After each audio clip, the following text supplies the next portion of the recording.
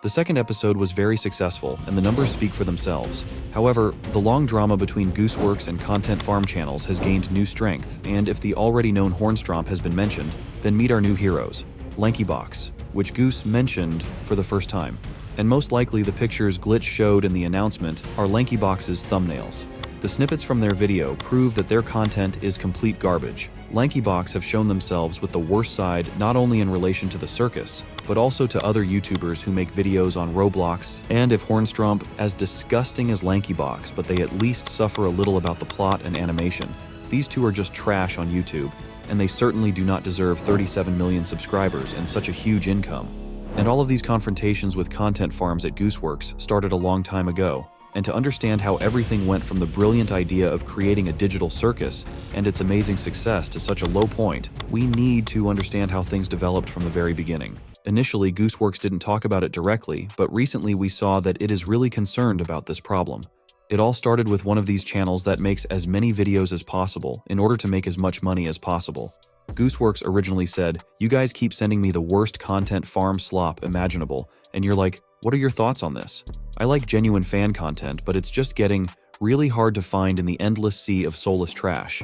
After that, however, there was some calm and no further statements from Gooseworks on the subject.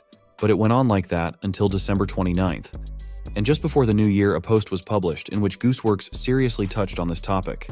I don't mean to be a buzzkill, but don't you guys think drawing or obsessing over this character is just giving these content farm channels what they want?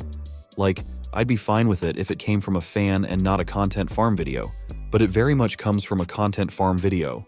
That's exactly what Gooseworks wrote on her Twitter, and even so, there is some resentment around the situation. Of course, content farm channels have a negative impact on the activities of those who are really trying hard to produce quality and original content, and the most striking example of such farms is the Hornstromp network of channels that have been in the business for several years, trying to squeeze maximum profit out of every new popular show or game. It seems to me that Gooseworks is having a hard time with these channels taking advantage of her work, and there is nothing she can do about it. One user responded that people are just having fun this way, but Goose responded by saying that if it was fan work, there would be no problems or issues.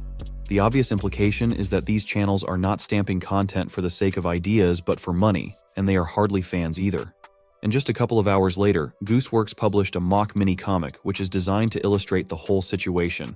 In the first scene, a fan says, "Goose, please do something about these content farm channels. They're ruining the show."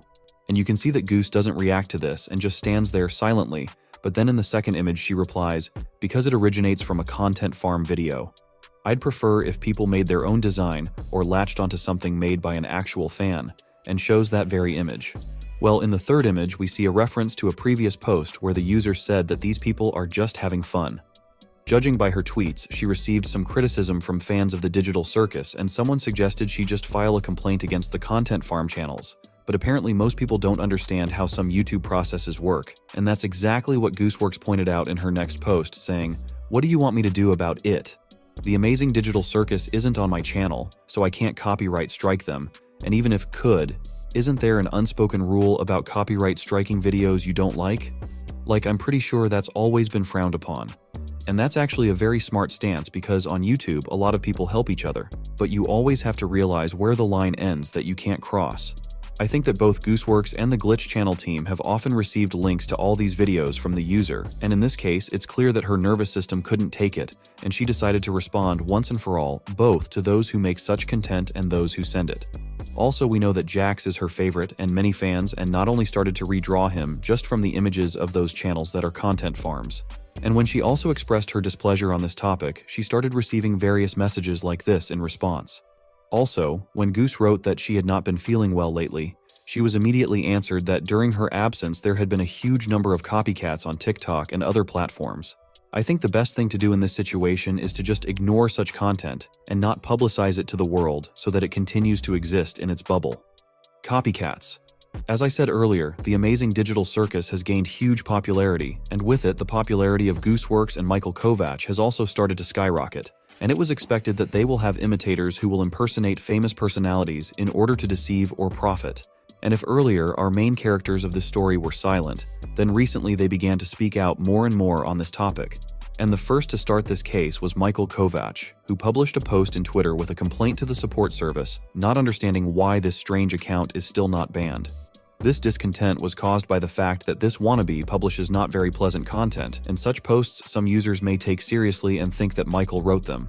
And he also wrote, "Impersonation aside, this account is consistently harassing users, making racist remarks, and even posted an image of an address previously associated with me. I've reported them multiple times, yet you've been completely useless." And after that, Gooseworks also added, "Twitter's made it basically impossible to report impersonators. I spent around 2 hours going through all the hoops and was met with this at the end, and on top of that attached a picture that perfectly demonstrates the flawed identification system among Twitter's support team." And Goose also showed some of the accounts that are impersonating her. And against this background, she published a post in which she expressed all her discontent. "I really didn't want to do this. I hate engaging with these type of things or sieving them attention, but considering hit a brick wall through support, I want you all to report Gooseworks 7247 for impersonation. They're interacting with young fans, and I'm not okay with that." And the problem with these accounts is not their existence, but their actions. If they had just created a copycat Gooseworks account, then there would be no problem. The main reason is the intentions of these people because first they mislead everyone, and then they start manipulating the audience or promoting content they see fit. It's just a dirty business that deserves only condemnation. But thankfully, this copycat Gooseworks account has been permanently deleted and our original Goose was able to get justice. I hope Twitter starts regulating situations like this more seriously soon. And by the way, around the same time there was an unpleasant situation with Michael Kovac. A user posted a first-person video with the caption that Kovac was dying. In response, he immediately received a message from Michael Kovac himself where he said, "I would appreciate it if you would stop making posts about myself, Elsie, or other voice actors dying. None of us enjoy it. Please, don't harass the OP." I'm assuming they are young and don't understand that it's uncomfortable. To which one user said, "Didn't you say you would be more careful about censoring users and such? Not trying to dig on you or anything. Just saying." And Michael Kovac apparently got tired of arguing and just said that he had already answered everything he wanted to. And after that, Michael created a separate thread where he finally voiced his position and said, "Hi, if I respond to a tweet politely asking someone to stop doing something, I do not want to see people go after them. I've already said my piece. Do not speak for me and overwhelm the original poster. Thanks." Then one user again pointed out Michael's behavior and the response was, "I am so used to replies being suppressed and nobody seeing them. I didn't expect people to even notice. Trying my best to make them stop. Feel bad for the OP and don't believe they deserve it." I honestly don't even understand why Michael Kovac paid attention to this post because it would have been much better to just ignore it. Unfortunately, as I've said before, this is the rule of the internet. The more attention and emphasis on something on the part of the protagonist of the discussion, the more unpleasant things will be addressed to him. And it is best not to publicize such situations and calmly report to the support team, hoping that they will be able to fix the problem in time. Because of these events, it's time to talk about the future of the digital circus. We have only two options. Gooseworks can accept the hate and keep doing what they do, realizing that the more digital circuses there are, the more people like them there will be. Or Goose can be offended by the audience and deliberately delay the release of new episodes or cancel this amazing digital show altogether. But I'm sure she'll keep doing the digital circus no matter what, to the chagrin of all the wannabes and haters. What do you think about everything I said in this video? Have a good day everyone and see you soon in the new videos.